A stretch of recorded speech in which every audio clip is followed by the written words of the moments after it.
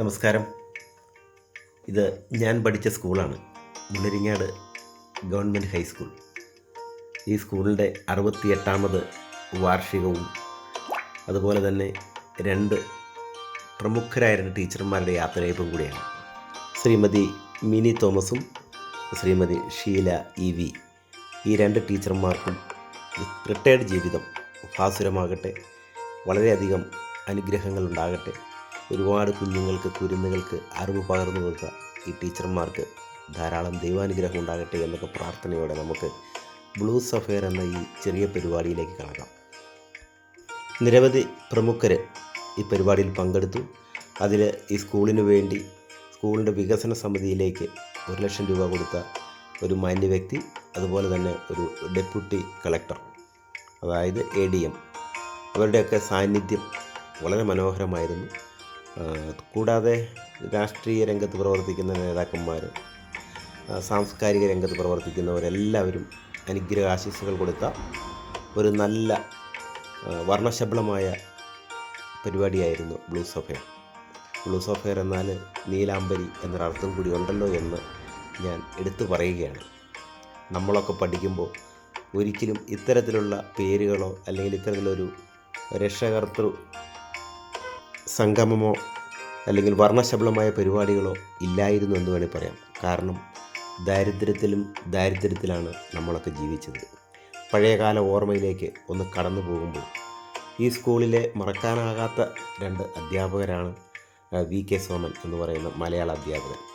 അദ്ദേഹം എത്ര മനോഹരമായിട്ടാണ് അക്കാലത്ത് നമ്മളെയൊക്കെ പഠിപ്പിച്ചത്. അദ്ദേഹത്തിൻ്റെ വലത് കയ്യിൽ കിട്ടുന്ന വാച്ചും കഷത്തിലിരിക്കുന്ന കേരള ശബ്ദം എന്നൊരു മാഗസീനും കഴുത്തിൽ തൂക്കിയിട്ടിരിക്കുന്ന ഒരു കുടയും, പ്രത്യേകിച്ച് വളകാലം കുട, അതുപോലെ വെള്ളമുണ്ടും വെള്ള ഡ്രസ്സും ധരിച്ച അദ്ദേഹത്തെ നമുക്ക് പൂർവ്വ വിദ്യാർത്ഥികൾക്കൊന്നും സ്മരിക്കാതിരിക്കാൻ കഴിയില്ല.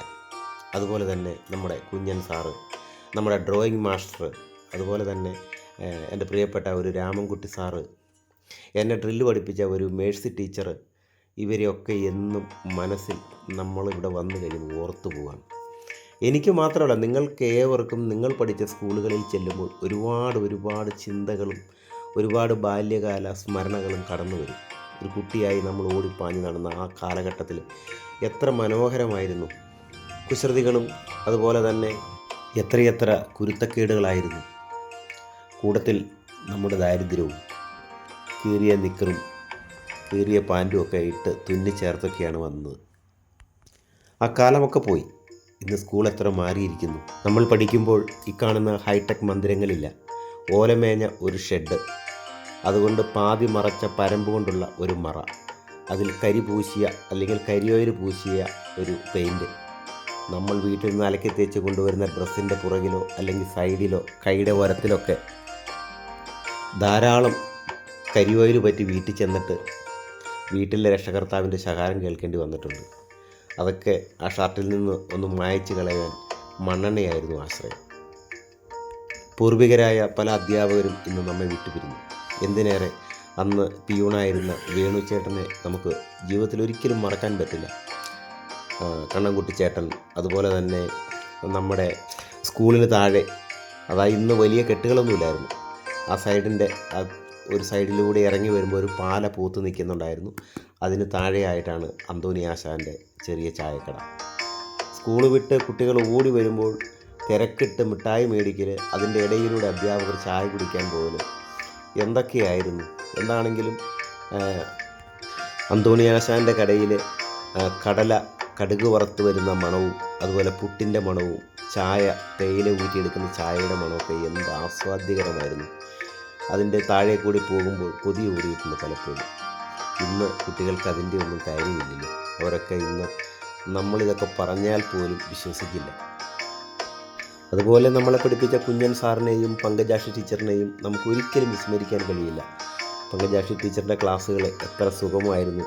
ഒരു വീട്ടിലെ ചേച്ചി എന്നവണ്ണമാണ് ഞാൻ ആ ക്ലാസ്സുകളൊക്കെ ആസ്വദിച്ചിരുന്നത്.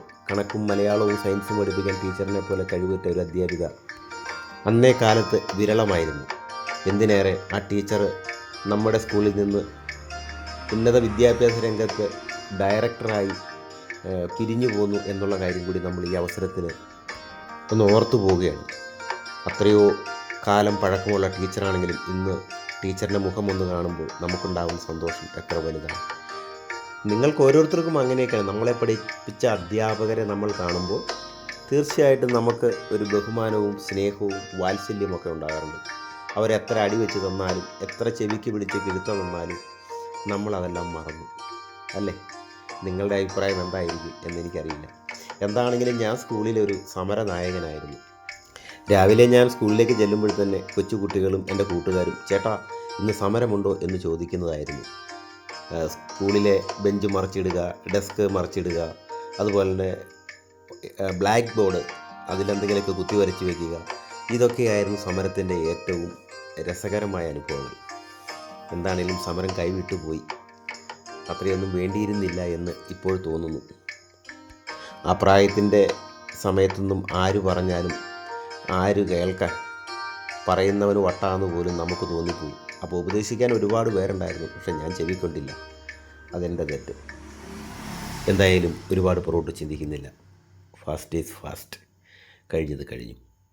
എന്തായാലും മഞ്ഞിൽ ഈറനൊടുത്ത മലനിരകളാൽ ചുറ്റപ്പെട്ട മനോഹരിയായ മുള്ളരിങ്ങാട് സ്കൂളിൻ്റെ ഈ അഭിമാനമായി മാറിയ ബ്ലൂ സഫയർ എന്ന പരിപാടി വൻ വിജയമാക്കി തീർക്കണമേ എന്ന പ്രാർത്ഥനയോടെ ഞാൻ അവസാനിപ്പിക്കുകയാണ്. ഈ സ്കൂളിൽ പഠിച്ച പൂർവ്വ വിദ്യാർത്ഥികളെല്ലാവരും ഇത് കാണുന്നുണ്ടെങ്കിൽ നിങ്ങളുടെ അഭിപ്രായങ്ങളും നിങ്ങളുടെ ജീവിതവും നിങ്ങളുടെ സമരവും നിങ്ങളുടെ വിദ്യാഭ്യാസവും നിങ്ങളുടെ അധ്യാപകരുടെ മധുരമുള്ള ഓർമ്മകളും കമൻറ്റ് രൂപത്തിൽ എഴുതണമേ എന്ന പ്രാർത്ഥനയോടെ വീണ്ടും കണ്ടുമുട്ടും വരെ നമസ്കാരം. Good bye.